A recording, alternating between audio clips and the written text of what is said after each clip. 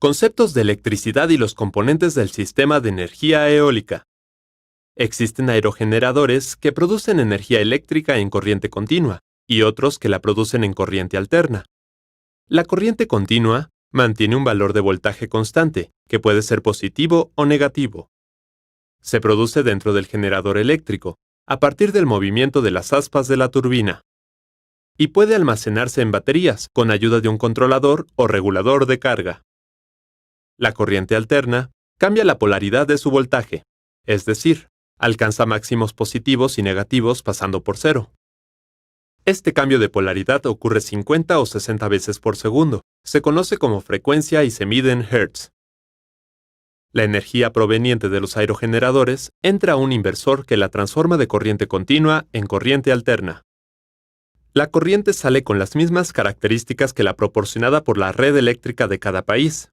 Voltaje en un rango de 110 a 127 volts o de 220 a 240 volts, y una frecuencia de 50 o 60 Hz. De esta forma se conecta al panel de distribución eléctrica de la casa o inmueble, y este la distribuye a las luminarias, toma corrientes y por último al medidor bidireccional instalado por la compañía eléctrica.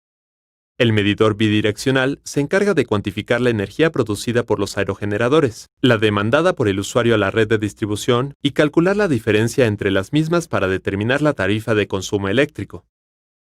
Los aerogeneradores que producen energía en corriente alterna se conectan a un transformador que baja el nivel de voltaje o tensión para que coincida con los niveles de la red eléctrica de cada país. Voltaje en un rango de 110 a 127 volts o de 220 a 240 volts y una frecuencia de 50 o 60 Hz.